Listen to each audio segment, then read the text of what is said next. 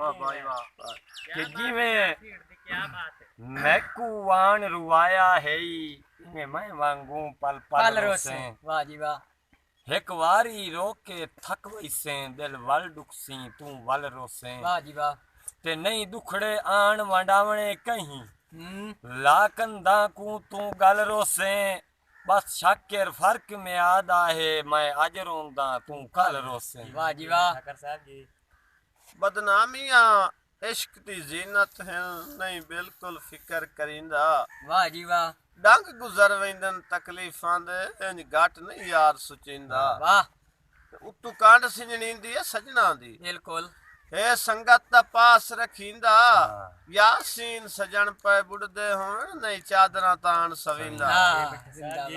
चंगे वक्त च रुस्सिया दुख कोई ना मुंह औखे च मोड़ना ना या।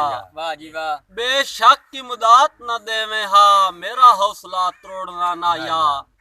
कंडा मांगवाई बख्त दी चढ़ता उदा मेरे हाथ च पोड़ना ना या। होंदा जुर्म ता दर्द नाराज भी काई ना यो मैनू कहीं पीछे छोड़ना ना या। वाह जी वाह क्या बात है जी।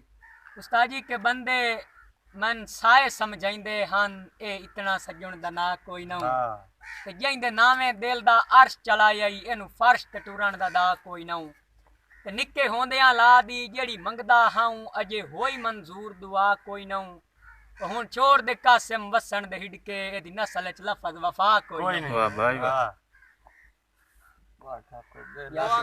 मेरा तू बेली तेरे पांच पांच बेली ओ मेरी बेलिया तैथू बस आए आए आए जेड़े बेलिया दे घर ने तवैना उन्ना बेलिया नाल तू आसे बेली बन के लुटे आई। वाह बेली वाह बेली।